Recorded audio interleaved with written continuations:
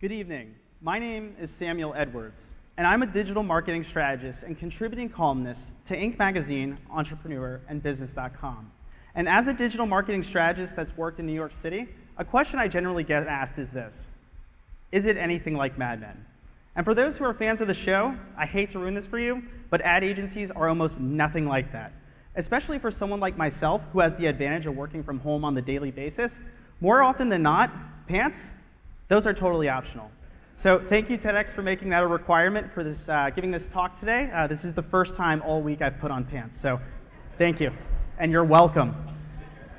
But all kidding aside, in my line of work, what I get to work with is data analytics, statistics, and ad variations to help better understand how users are using search engines. And one of the cool things about working with search engines is all the data that's available to you that most people don't have access to or get to look at. So let's take a look at a fun example here. Kim Kardashian, we know her name. How often do you think it's being searched per month on Google? Do you think it's A, 50,000 times, B, 750,000 times, C, 5 million times, or D, over 10 million times? So the answer is actually D. On average, Kim Kardashian's name is being searched 13.6 million times on Google alone. That's crazy to think about, isn't it?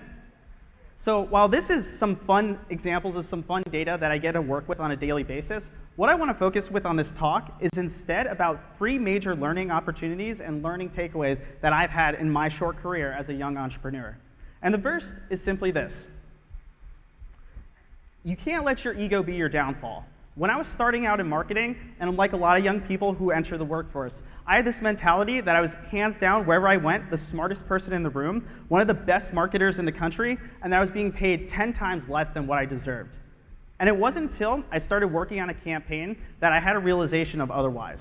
So I was working on a campaign, and the objective of the campaign was to create specific ads to help decide and figure out which one's going to drive the most sales. So I had done campaigns like this before. But right before the campaign launched, my boss recommended that we try some ad variations that were completely different than the ads I had created. Now, being my boss, I had no option but to go ahead and do that. But in my head, I couldn't help but to think that we were wasting time, energy, and resources on something that I knew was going to be a failure: his ads. Of course mine were going to succeed. So 2 weeks into the ad campaign launches, the data starts rolling in, and something becomes clear almost immediately. And that was, I had no idea what the hell I was doing. Nearly every single one of the ads that I had created failed. The only reason the campaign somewhat succeeded was from the recommendations that my boss had given me. And so this realization came over me, and it was simply this, and it's a shocker. Get ready. I don't know everything. And you know what? You don't either, and that's okay. Life's a continual learning experience. The problem with having an inflated ego is that when you think you know everything, you will fail to learn anything. So you have to be willing to put aside your ego and understand that the recommendations and tips that are being provided to you are meant to help you grow as an individual. So the priority number 1 has to be listening. So the second thing I've learned up to this point is about limitations, and more specifically, self-imposed limitations. And these are excuses and things we say for why we're not going after the things we want or want to do. We say things like, oh, I would, but I just don't have the money. Or I would, but I just don't have the skill set. When in actuality, it's not about the resources you have, it's about the resourcefulness of you as an individual. When I was in college, I was frustrated, extremely frustrated, that I was paying for these classes where I wasn't learning anything that I particularly cared about. So I made the decision to drop out. And when I dropped out of school, I turned to the almighty search engine and began searching for things that interested me. I started learning marketing tactics and strategies that way. And that's actually how I got started with my career.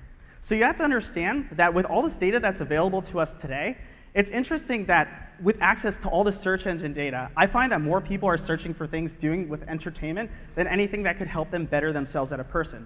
And a good example is this. Now, Cute Puppies is being searched 201,000 times per month on Google. I know I'm personally responsible for about 400 of those searches, but that doesn't explain the other 200,000 plus.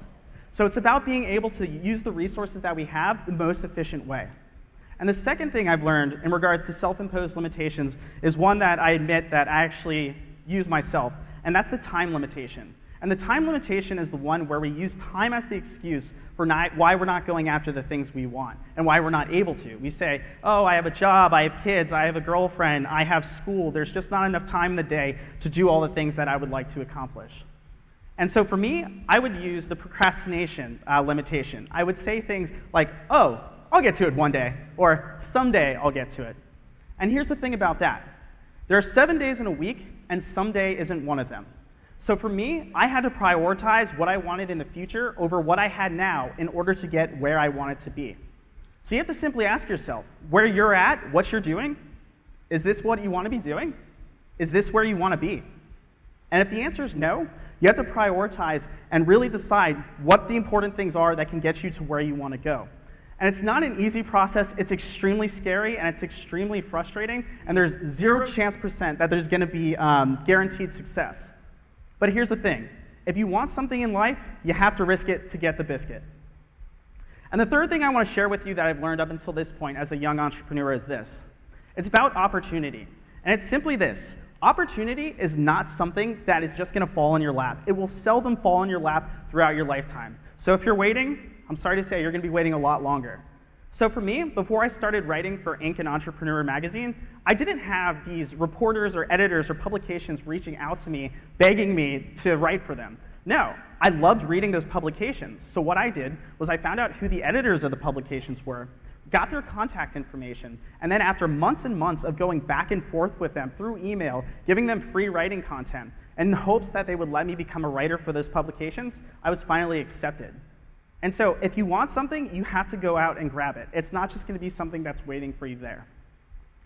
And so I hope you realize that the major takeaways that I've learned so far in my life can also be applicable to you. So think about it this way. It's not that I am my greatest opposition, but I'm also my greatest ally. And to leave you with a quote from the poem Invictus, "It matters not how straight the gate, how charged with punishment the scrolls. You are the master of your fate, and you are the captain of your soul."